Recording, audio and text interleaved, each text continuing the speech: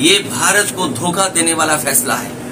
हमारे नौजवानों का सपना है कि वो फौज में भर्ती हों, देश की सेवा करें। समाजवादी पार्टी इस बात का विरोध करती है। सर, अग्निवीर का विरोध करने वाले युवाओं के साथ समाजवादी पार्टी अपनी आवाज कैसे मिलाएगी? मैं खुद मिलिट्री स्कूल में पढ़ा हूं और मिलिट्री स्कूल के पढ़े हुए नौजवान आज देश के बड़े बड़े पदों पर बैठे हैं और हो सकता है छोरामुंह में भी ऐसे मिल जाए आपको अधिकारी जो मिलिट्री स्कूल से पढ़े होंगे, बड़ी पोस्ट पर रहे होंगे।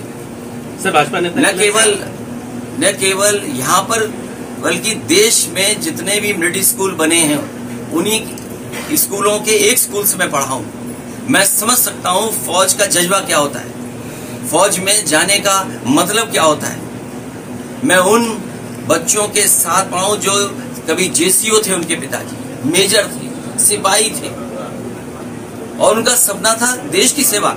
ये सरकार जो फैसला ले लिया आउटसोर्स करने का, अग्निवीर अग्निवर, और कहती खर्चा नहीं है, बजट, ये सरकार वो जो लगातार बजट कम कर रही है। अगर आप पिछले फौज के बजट उठा करके देखेंगे तो हर बार बजट कम हुआ है।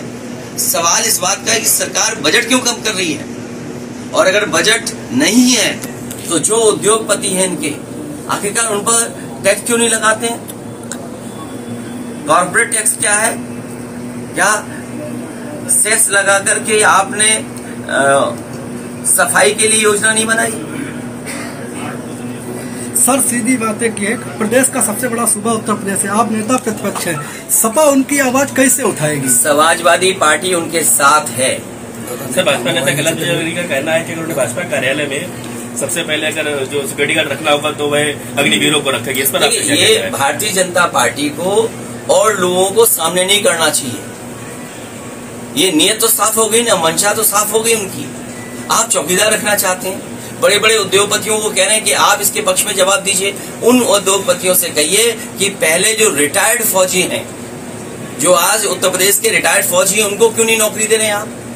उनको समायोजित करिए और तभी तो कथनी और करनी में भेद नहीं दिखेगा। वर्ष 2014 अगर आपको अग्निवीर तो 4 साल बाद रिटायर होंगे, लेकिन उत्तर प्रदेश में तो बड़े पैमाने पे अभी फौजी रिटायर्ड हैं, आप उनको क्यों नहीं आप नौकरी दे रहे हैं? बड़े बड़े उद्योगपतियों को आगे बीजेपी कर रही है, बड़े बड़े अधिकारियों को बीजेपी आगे कर रही है। आखिरकार बीजेपी के प्रवक्ताओं का आपने सुन लिया क्या चाहते हैं वो?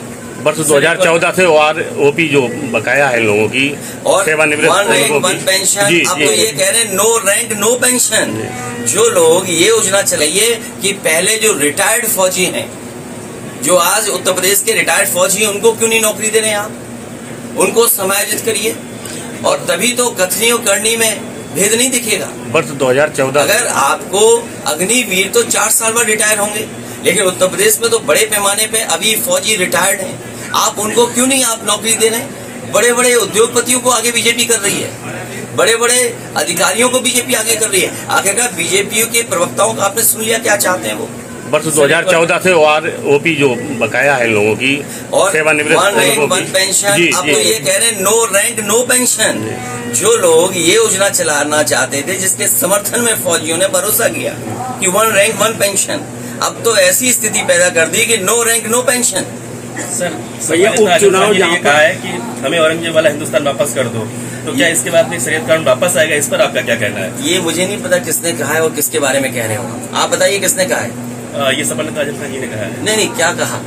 कि औरंगजेब का चुनाव जहाँ पे है वहाँ पर और लोग बीजेपी के पैसे से चैनल चलाने के चुनाव दोनों समाजवादी पार्टी जीतने जा रही है। रामपुर का चुनाव भी और आजमगढ़ का चुनाव। आजमगढ़ की जनता पूरी तरीके से समाजवादी पार्टी के साथ खड़ी दिखाई दे रही है। रामपुर की जनता पूरी तरीके से समाजवादी पार्टी के साथ खड़ी दिखाई दे रही। दोनों उपचुनाव समाजवादी पार्टी भारी वोटों से जीतने जा रही है। नुपुर देनी चाहिए और जो कानून कहता है उसके खिलाफ कार्रवाई होनी चाहिए। कि वो ये कानून के अंतर्गत नहीं, इसको सुप्रीम कोर्ट और देश का संविधान और देश का जो कानून है वो बुलडोजर को रोकेगा।